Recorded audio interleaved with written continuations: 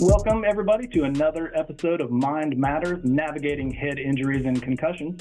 I'm Kiley Como. I'm a nurse with Shane Smith Law, and today we're speaking with Dr. Mbeo. Dr. Mbeo, it's wonderful to see you today. So excited to talk about some of the novel treatments for traumatic brain injury. Now, for many years, one of the challenges with TBI has been establishing the diagnosis, and so having modalities that are replicable and just easy to administer, and then that are standardized. That's been in evolution, and we're there. We've got many things available to make the diagnosis. Now we get to the part where how do we treat many of the consequences of traumatic brain injury. Now, when we talk that, we're talking on the lower spectrum of that continuum of brain injury. When I say lower spectrum, I mean, if we're going to say the gradation was mild, moderate, severe, we're talking mostly about mild and moderate TBI as far as, some of these emerging modalities that I'll be talking about. Now, one of the most exciting modalities to help in the consequences of a traumatic brain injury is transcranial magnetic stimulation, TMS in short. So TMS in short, and TMS is a therapy that's been around for decades. In fact, in the 80s was a research modality, and we were studying brain and brain circuitry using transcranial magnetic stimulation. But as the years went by, as we understood more about transcranial magnetic stimulation, TMS took a front role in helping with treatment-resistant depression. So in fact, right now it is, as a therapy, transcranial magnetic stimulation is FDA approved, and it is insurance recognized, insurance reimbursed for treatment-resistant depression, and probably a couple other indications on hand as well. So transcranial magnetic stimulation. Now, the principle of transcranial magnetic stimulation is we're using pulses of magnetic energy. So we use a machine that helps generate pulses of magnetic energy, and we deliver those pulses to a part of the brain. So we go through a process of brain mapping, and we try to understand where different parts of the brain correspond to anatomical landmarks. And once we have that map generated and we know what correlates with which area of the brain, we use the special machine. In fact, you caught me in clinic right after a TMS session. So right behind me is one of those machines. I wasn't getting TMS, but then right behind me is a TMS machine, and so it's a portable machine, so pretty movable. It moves around the clinic, and then we use a wand that's attached to the main machine here. So this is one of many types of TMS machines, and we use this one to deliver pulses of magnetic energy to certain parts of the brain. So if what we identified was dysfunctions in circuitry in the frontal lobe, or perhaps connectivity between the frontal lobe, the parietal lobe, and the occipital lobe, then TMS would be used. Using this one, we're able to deliver pulses of magnetic energy to those parts of the brain that we figure could benefit from magnetic stimulation. Now, one of the questions I get when we talk about TMS, and as we prepare to deliver TMS therapy to our patients, is, Dr. Mbeo, is this electroshock therapy? And I say not by a stretch. So it is not electroshock therapy. In fact, transcranial magnetic stimulation is painless. So it's a painless sensation. Takes about 30 minutes for each session, and we go anywhere from 10 to 30 sessions, sometimes more, to try and achieve what we're achieving in helping the brain recover in different situations, including traumatic brain injury. As a therapy in traumatic brain injury, so some of the things that we target with transcranial magnetic stimulation include mood changes, which are pretty common in traumatic brain injury. So these disorders of mood regulation, we go all the way from heightened depression. We go all the way to PTSD, which is quite common after a traumatic brain injury. We go to heightened anxiety. That develops, all the way to other interesting indications in TBI as far as consequences. Tinnitus. In fact, there are certain protocols that we're able to program into the machine to try and help with this really difficult to help with symptoms, ringing in the ears. Many patients with traumatic brain injury will come and tell me, Dr. Mbeo, I've tried everything. Ever since I had that head injury, I've been experiencing this pulsating sensation, or this incessant ringing in one one or both ears, and then it keeps me up at night, and then things of that nature. And that's really difficult to treat with other modalities. TMS actually allows us to treat tinnitus, or to lower that the aggravation that's caused by refractory tinnitus. Headaches, so post-traumatic headaches. So there's actually protocols that we're able to use using transcranial magnetic stimulation to try and help with these refractory headaches. So really has a huge role in helping with the consequences of a traumatic brain injury. There are some ways that we enhance our accuracy with TMS delivery. So some of the ways, as we're trying to make sure that we're stimulating the appropriate part of the brain and delivering exactly what that part of the brain requires as far as magnetic impulses.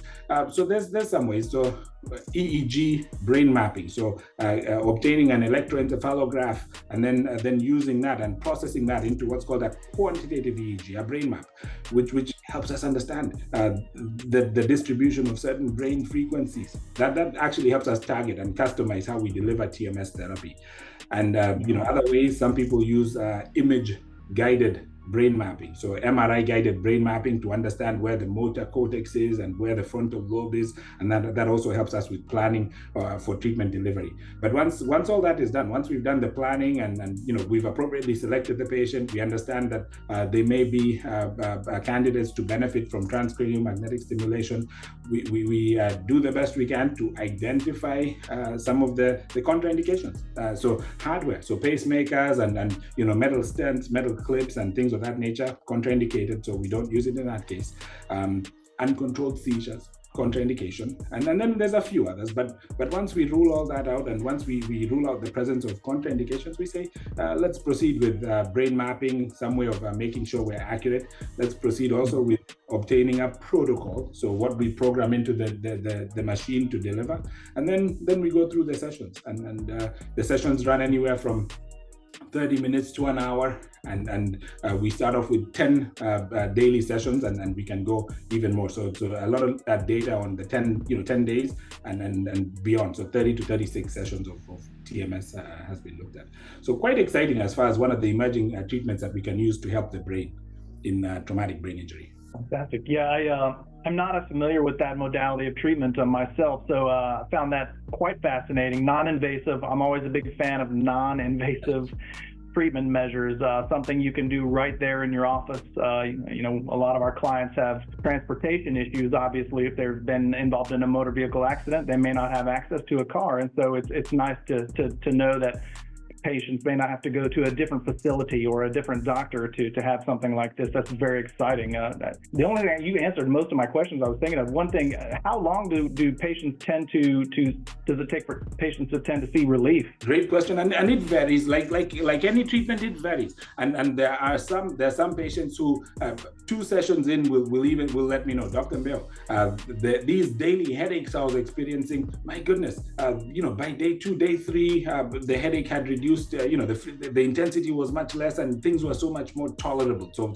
some people will notice that pretty early, depending on the symptoms. So pretty early. In terms of mood, looking at clinical literature, so just all the data that was obtained when we studied the use of TMS in mood disorders, on average, for mood disorders, treatment-resistant depression, I'd say about 21 sessions in was where most people started to see the benefit. But we did see early responders. In terms of tinnitus, as we said, so that incessant troublesome ringing in the ears, the 10 sessions is typically what we need. Most people by about midpoint start to notice. About 5 sessions in, we start to notice a change in that ringing, that tinnitus that bothered them so much.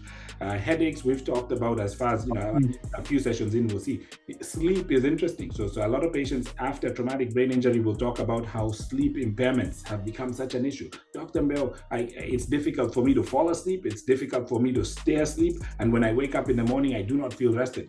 After a few sessions, in fact, probably 2-3 sessions into TMS, most people will start to talk about, that was the best sleep I had. The best sleep I've had was after my first couple of sessions of TMS. So also quite helpful in disorders of sleep. At least that's been my experience. That's one of the reports that we see. So about 3 sessions in, we'll start to see that. Well, I'm not suffering from any brain injury that I know of, but I may need to come visit you for some of that sleep disturbance issue. That's fantastic. That's amazing. I wasn't aware of that. I would like to talk more about sleep disturbances and insomnia and kind of what you are doing for clients, patients that suffer from that, because we do see quite a bit of that. So yeah, if you could talk more about that, that would be fantastic. That's exciting. So sleep disorders, also some of those hidden consequences of a traumatic brain injury, and many times when we don't ask as clinicians, our patients do not tell us, and many times the comment becomes, well, you know what, I didn't even think that was connected to my injury. But now that you ask me, I hardly get any sleep. When I go to sleep, I'll be up, just staring out into space for many hours. If I do fall asleep, little noise will wake me back up. When I wake up in the morning, I feel like I feel same as I felt at 10 p.m. last night when I tried to go to sleep, not rested. So sleep disorders are some of those common challenges that patients with brain injury will face, and there's various reasons. Sometimes it's related to pain and just trying to find positions of comfort, so that certainly aggravates it. But again, we've talked about traumatic brain injury as not just the mechanical, but the biochemical cascade that then follows that mechanical injury to the brain. And so when we talk biochemistry and we talk neurotransmitter changes, we talk circadian rhythm changes, our sleep-wake cycle changes, that's actually pretty common. That's pretty common as far as a deficit sleep disorders. And so one of the important screens when we're evaluating patients that come in with concussion symptoms is doing best we can, not only on history, just history, asking about what their sleep is like, just being purposeful. What is your sleep like? Tell me about your sleep is one of the questions I asked. But using validated, standardized questionnaires in screening for sleep. So one of the ones I use when I assess patients with brain injury is called the Epworth Sleep Scale, the ESS. So just trying to understand about sleep quality. We also use the Pittsburgh Sleep Quality Index, PSQI, so another standardized battery of questions that really helps us understand, sleep-related disorders. And when we talk about it, after we get that data, usually with the sleep quality indices, as we go through the questionnaires and then we're talking through what did we find, what did this reveal about your sleep, many patients say, well, you know what, I didn't think that this was connected with the traumatic brain injury I suffered. I didn't think about that. One of the questions I ask is, well, let's think about this. So before the injury, before the brain injury, what was your sleep like? And think about your sleep after. And most of the time, it's, well, my sleep was average. I don't think I had disordered sleep. And now I can tell you for sure, my sleep is terrible. So they're able to relate that. They're able to relate that change.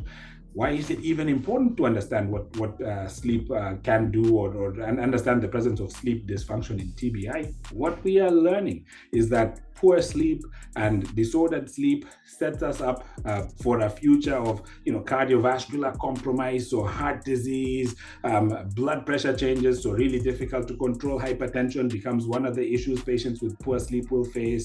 Issues related to neurodegenerative processes being a lot more prevalent. So think about it. In our sleep, the brain gets rid of all these they call them the toxins that build up, and all the things that need to be sequestered and eliminated. That happens in our sleep. That elimination happens through a system we are slowly understanding more about called the glymphatic system. So the glymphatic system, the brain's cleaning, the brain's sewer system, we'll call it. The brain's way of getting rid of waste that build up. That system is active when we sleep, and when we do not sleep, these things that should be eliminated in a natural way through the glymphatic system do not get eliminated, and they accumulate in the brain. And further down the line, patients with traumatic brain injury who develop sleep dysfunction now get themselves set up for neurodegenerative processes as they accumulate all these bad elements in the brain. Talk about memory decline related to processes like Alzheimer's or other neurodegenerative processes. So it starts to it adds up, has a snowballing effect. So a brain injury, impaired sleep, and further down the line a setup for neurocognitive troubles further down the line. Many times also dysfunctional sleep in our patients also correlates with just day-to-day poor function functioning. So poor functioning in terms of cognitive functioning. Dr. Mbeo, I have to, write lists to keep up with things nowadays. I need to, have post-its all over. I never used to have that as an issue. But I walk into rooms and leave my keys there and have no idea, where this and that, why I was in that room and where I left this and that object. And when we talk about what their sleep is like, we realize, my goodness, there's a correlate between your poor memory function and just day-to-day, lack of sleep or sleep deprivation. And so that's important. So it's important to assess this sleep dysfunction that arises because of a traumatic brain injury, and it's important to address it because there's downstream consequences. And we've talked neurodegenerative, but there's also certain malignant processes. So unfortunately, a higher likelihood of developing malignancies has been seen, or cancer processes has been seen in patients who long-term spiral into poor sleep. So poor sleep really needs to be assessed and addressed. Yeah, that's I think most everybody that would be listening or watching us here has experienced poor sleep at one time or another in their life, and certainly can at least understand on a basic level what missing a good night's sleep is like. But trying to imagine dealing with that day in, day out has got to be incredibly challenging. So for anyone listening who is dealing with that or knows somebody who is a loved one, a friend, is encouraging and hopeful to hear and learn about some of these new, as you call them, emerging technologies that are being used to treat, other than guessing or pills or something like that. It's these are targeted approaches. So this is fascinating. Well, that's going to do it for another episode of Mind Matters, navigating head injuries and concussions. Thanks again to Dr. Mbeo for sharing your knowledge and your expertise with us today. To our audience, please remember to like and subscribe to our channel and stay up to date on all of our latest content, and hit the bell for notifications. And remember, if you're in pain, call Shane at 980-999-9999. In pain, so I call Shane. 980-999-9999. In pain, call Shane.